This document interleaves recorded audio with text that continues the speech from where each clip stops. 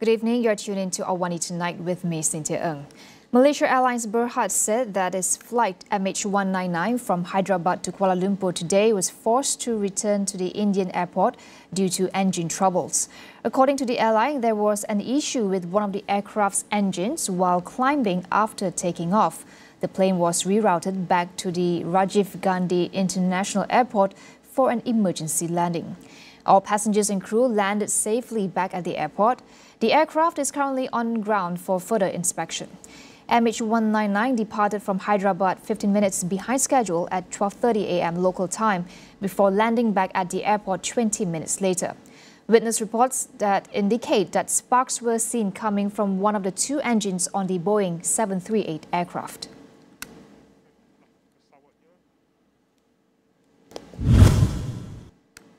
China's Premier Li Qiang's first official visit to Malaysia has facilitated potential investment to the tune of 13.2 billion ringgit from China. According to Minister of Investment, Trade and Industry Ministry MITI, Tengku Datuk Sri Zafrul Abdul Aziz, this was achieved through the signings of 11 MOUs between Malaysian and Chinese entities. The key MOUs involved several agencies under MITI, including MIDA, Matrade and Exim Bank. The rest were between Malaysian and Chinese companies for collaborations in high value-added sectors such as oil and gas, energy, education and TVET, among others. China has been Malaysia's largest trading partner for 15 consecutive years since 2009. Last year, total trade with China was valued at nearly 451 billion ringgit, contributing to 17.1% of Malaysia's global trade. Li departed for home today after concluding a 3-day official visit to Malaysia that coincides with the 50th anniversary of Malaysia-China diplomatic relations. Bersatu has submitted notices to the Dewan Rakyat Speaker, Tan Sri Johari Abdul, to declare 6 parliamentary seats held by defectors as vacant. In a statement, Bersatu Chief Whip Datuk Sri Ronald Kiandi says he had signed notices and had them delivered to the Speaker's office earlier today. He asserts that Johari Abdul must now ensure a by-election is held within 21 days of receiving a vacancy notice. The notices involve the Jeli, Gua Musang, Bukit Gantang, Kuala Kangsar, Tanjung Karang and Labuan seats. Last week, Bersatu said the 5 MPs and a Selangor state lawmaker were no longer members of the party after they failed to respond to letters demanding their loyalty pledges by May 31st.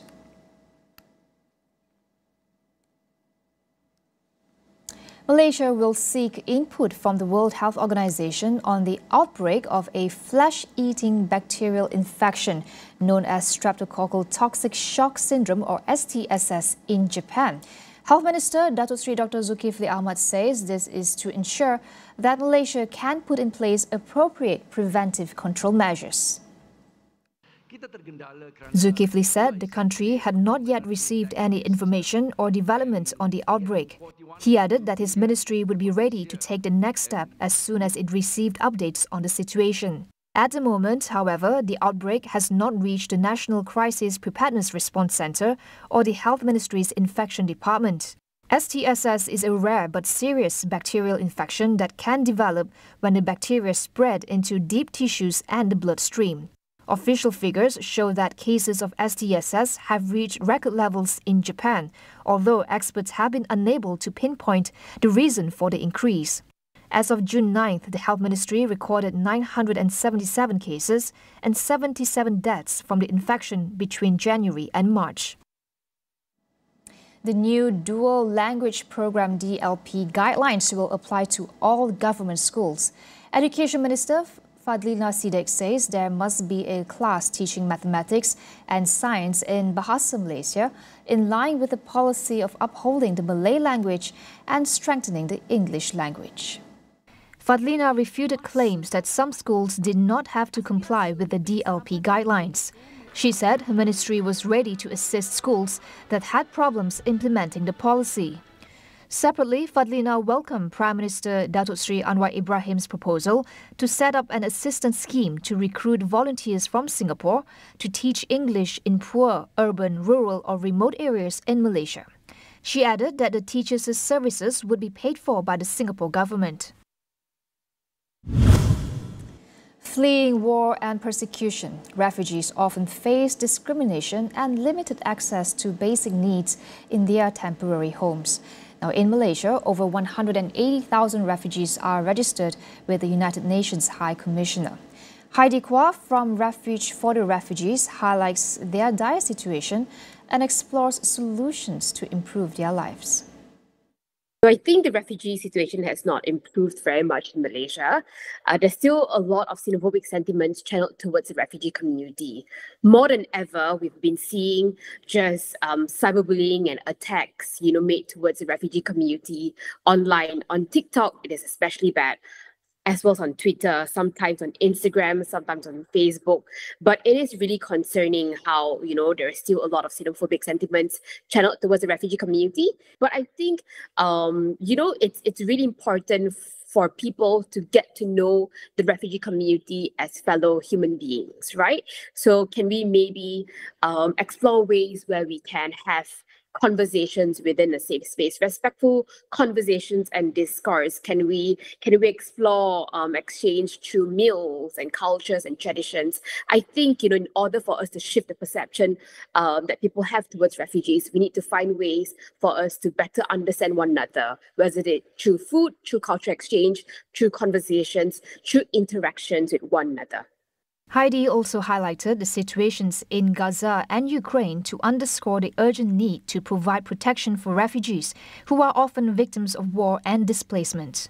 We can't be angered about what's happening in Gaza and Ukraine if we treat refugees poorly here in Malaysia. I mean, refugees in Malaysia are the byproduct of war that's happening in Gaza at the moment, right? Refugees in Malaysia are the byproduct of war that's happening in Ukraine and across the world. And what's happening across the world is horrifying, right? And if we can stand with it and say that, what's happening is absolutely horrifying and we need to stand with people who have been victims of war, this means that we need to stand with the refugees here in the country as well. I mean, this is what I strongly believe in. I'm not saying that grant them, PR and ICs and everything, but we need to treat them and with respect and give them access to basic human rights, because that is the core of every human being. I was recently at a refugee event, for just commemorating the leading up to World Refugee Day. And all the songs sang by refugees on stage had meanings of wanting to go home. Not about wanting to be resettled to the US, but it's about wanting to go home, right? So I think the misconception that people need to kind of fully understand is that refugees don't have a choice to be in Malaysia. And while they're here in Malaysia, they don't want... I think the second misconception is also refugees are here hoping to get support from the government, hoping to get support from UNHCR. They don't want to work, but actually they do. And they tell us that I want to work. I want to contribute towards Malaysia. I want to donate blood. I want to be involved in Gotong Royong, right? I want to help build Malaysia because Malaysia has been so kind to me. And while Malaysia is temporary home for now, how can I give back to a country that's been kind to me? So if I can work, I want to be able to pay taxes as well. We'll be back with more after the break.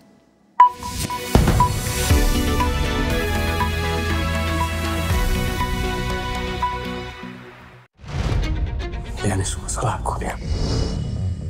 Dia rasa dia susah sembunyi. Kalau aku boleh ubah semua benda yang aku ada dengan dia malam tu lah. Dia dah tahu dah. Stream ke semua episod on demand dan episod akhir di Astro Premier.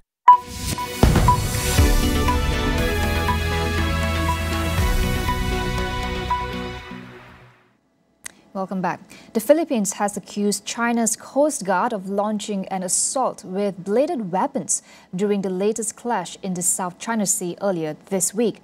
Footage released by Manila on Thursday showed Chinese Coast Guard officers wielding an axe, knives and other weapons at Filipino soldiers and slashing their rubber boats. The Philippines had described the incident as a brazen act of aggression. The clash took place on Monday as Philippine forces resupplied Marines stationed on a World War II-era ship grounded at the disputed Second Thomas Shoal in a bid to assert Manila's territorial claims. The country's military said a Filipino sailor had lost a thumb in the confrontation, during which the Chinese Coast Guard confiscated or destroyed Philippine equipment, including guns and personal mobile phones. Manila's footage of the incident contrasted sharply with photos released by Beijing's state media on Wednesday, which did not show Chinese forces brandishing weapons. China's foreign ministry rejected Manila's accusations, blaming it for escalating tensions and accusing it of ramming China's boats. Beijing also claimed the Philippine boats had been trying to smuggle building materials and military equipment. It said its Coast Guard had acted with restraint and claimed no direct action had been taken against the Filipino personnel. Environmental activists gained access to an airport in the UK and sprayed orange paint on private jets just a day after the Stonehenge was vandalized. Police have arrested 2 women from the climate protest group Just Stop Oil on suspicion of criminal damage and interference with national infrastructure. The group claimed that U.S. pop star Taylor Swift's private jet had landed at Stansted Airport for her UK tour just hours earlier. But authorities said her aircraft was not at the airport at the time of the incident. Swift has been criticized by environmentalists for her frequent use of private jets, having flown 170 times in 2022 and recording nearly 8,300 tons of flight emissions in a year. In a statement, Just Stop Oil said its activists had used fire extinguishers filled with orange paint to spray 2 private jets. They called on Britain's next government, which would be elected next month, to make a legal commitment to phase out fossil fuels by 2030. The Stansted protest came a day after activists sprayed an orange substance on the Stonehenge.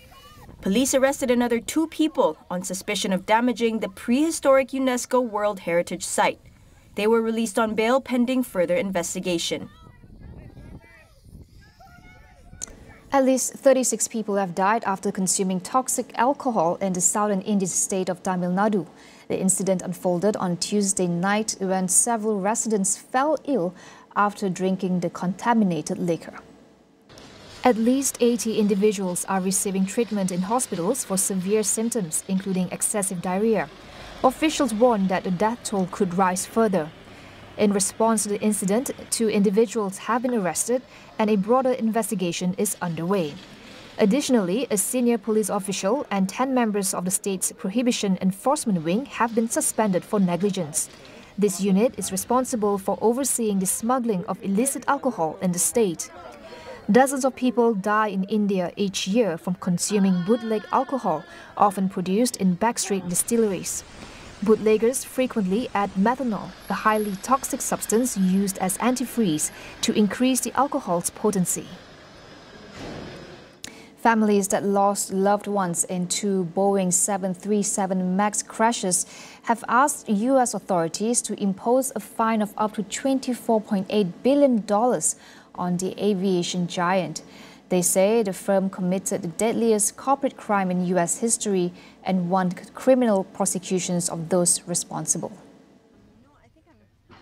The families also demanded the appointment of an independent corporate monitor to oversee Boeing's safety measures and to guide its efforts to improve quality. And the reason that we are still coming out to protest and speak up is because Boeing has not improved its safety. Even since 5 years ago, even 6 and 7 years ago, they knew about a lot of problems with manufacturing and they didn't improve it. Last month, the Justice Department indicated that Boeing's recent safety lapses and mishaps violated a 2021 agreement. This agreement had previously allowed Boeing to avoid charges related to the 737 MAX crashes in Indonesia in October 2018 and in Ethiopia in March 2019, which collectively resulted in 346 deaths. Boeing, however, informed the government last week that it did not breach the agreement.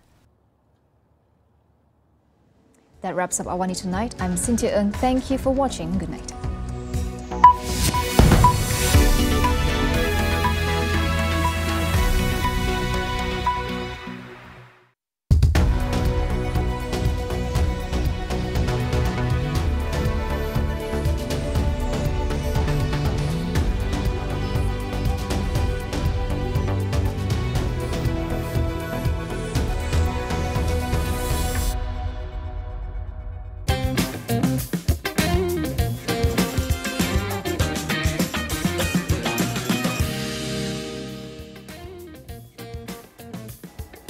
Hello and good evening. I'm Melissa Idris. Welcome to Consider This. This is the show where we want you to consider and then reconsider what you know of the news of the day.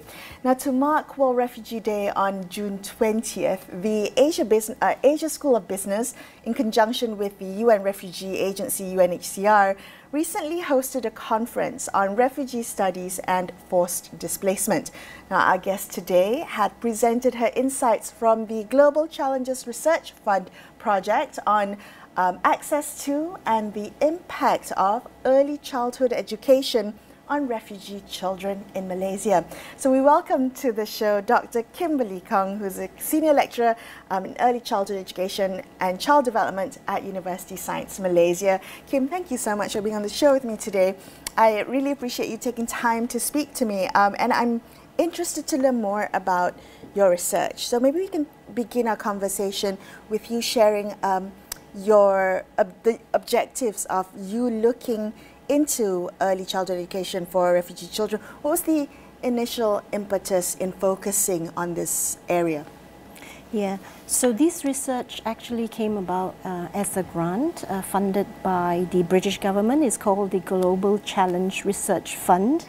And this fund provided money to 12 research teams around the world to focus on early childhood education. And there are 3 criteria to the grant. And first is that it has to be on an aspect of early childhood education. Secondly, it has to take place in the global south. And thirdly, the research team must comprise of research members from a UK institution and also researchers from the global south where the study is supposed to take place. So the main objective of our research was primarily to explore the developmental benefits of early childhood education for refugee children in Malaysia. We focus primarily on school readiness skills because we know that school readiness skills, are fundamental to future learning for children when they enter formal schooling. So there are several areas here. Firstly is literacy, numeracy, social-emotional skills, and motor skills. So we wanted to see how ECE could positively impact these aspects of child development and prepare them for future educational opportunities. Okay. Well, the second objective was to gain a better understanding of the context in which ECE is provided for refugees in Malaysia. Because I think that's very different. Yeah. So here it includes us examining the home learning environment. So we speak to parents, the caregivers. So we actually collected data from children and parents for about 1,052 children, throughout Malaysia, from Kedah all the way to Johor. And also we spoke to schools, learning centers. We recruited 32 learning centers throughout Malaysia. We wanted to find out, what kind of resources were available at these learning centers, and the quality of education that they offer, the costs involved, and the support that they provide for the families. Yeah. And your second question about the impetus behind our research. Well, there was a clear need to gather evidence from low and middle income countries because most of the data tend to come from what we call the developed countries, and so there's a gap within the literature looking at refugee children in the global south. Precisely, and also a lot of the refugee studies tend to come from resettled contexts where they have a legal provision, children have right to education, parents have right to employment and healthcare, So where Malaysia is, we are not a signatory to 1971 Refugee Convention, and that essentially means that our children cannot access public education. Okay. What access do they have, if not to public early childhood education? Yeah, so currently as far as education is concerned, the children can only access to a parallel informal system of education, And this informal system is made up of community learning centers and also NGO-run learning centers. And yeah, so it comes in various forms and sizes, and the quality of learning, the quality of provision is also very, very variable. Right, so there's no standardization, there's no kind of even minimum standards for this. I'm so curious to know more about the kind of learning environments the children have, but let's find out the impact of early childhood education on refugee children. When you talk about school readiness skills, talk to me about the findings of your research on in that respect. Yeah, so we uncovered several significant